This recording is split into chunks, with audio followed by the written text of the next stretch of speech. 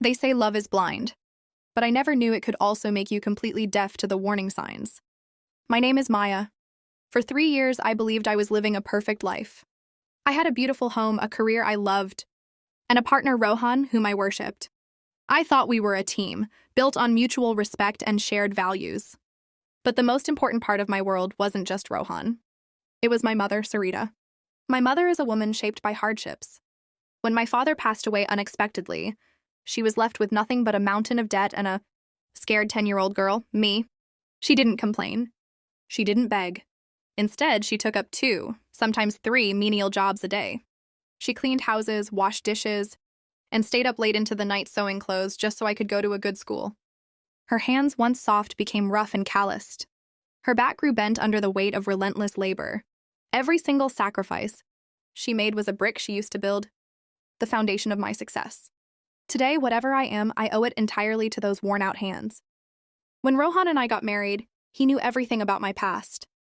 He always smiled, patted my hand, and told me how much he respected my mother's strength. Or at least that's what he made me believe. Everything changed last night. It was our 3rd wedding anniversary, and we had invited a few of Rohan's wealthy colleagues and their wives over for a celebratory dinner. My mother had traveled from her small town just to be there with us. She was so proud of me, so eager to help. She spent the entire afternoon in the kitchen, cooking her signature dishes, wanting everything to be perfect for my guests. But as the evening progressed, I noticed a shift in the air. Rohan's friends were sophisticated, talking about their European vacations and luxury cars. My mother sat quietly, smiling politely, her rough, stained hands resting on her simple cotton sari. She didn't fit into their polished world, and I could see the subtle, mocking glances exchanged across the table. But I never expected the cruelest blow to come from the person who swore to protect my heart. I went to the kitchen to fetch the dessert, and that's when I heard it. Rohan's voice, dripping with a condescending arrogance I had never heard before, echoing from the hallway near the dining room. "Oh, don't mind her." Rohan was laughing, a light, dismissive sound that pierced straight through my chest. He was talking to his boss and a couple of colleagues. Maya's mother is from a completely different background. You should see her hands, they look like sandpaper.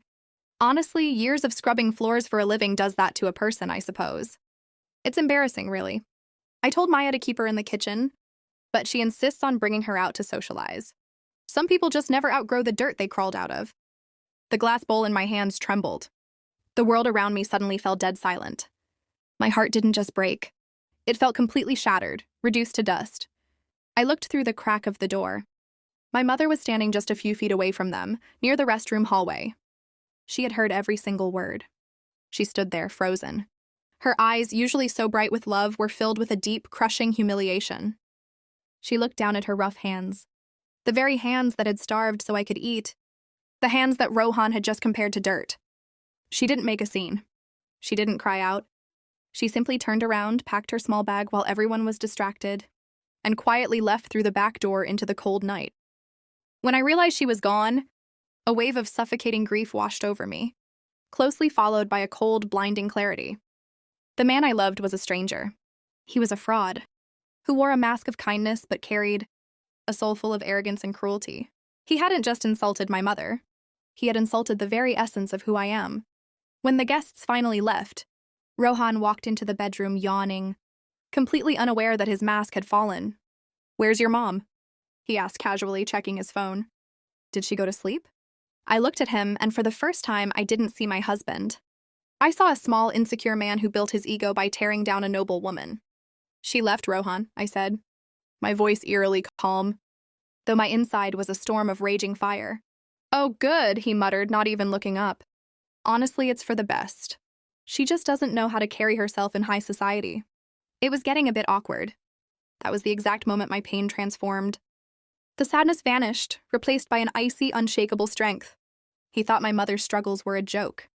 He thought he was untouchable in his privileged world.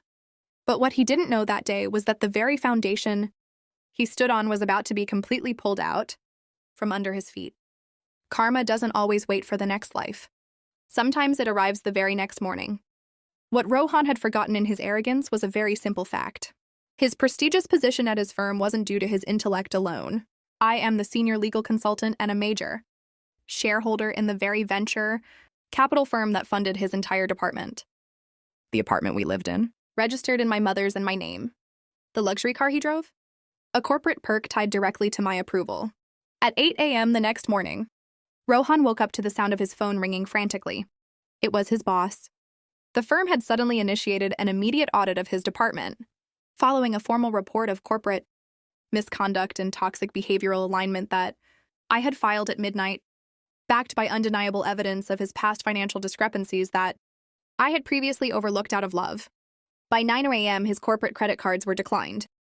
By 10 a.m., as he sat in the living room, sweating and panicked, 2 movers walked into the house. I stepped out of the bedroom, dressed in a sharp suit, holding a folder. "What is going on, Maya?" he screamed, his voice shaking. "My boss just suspended me."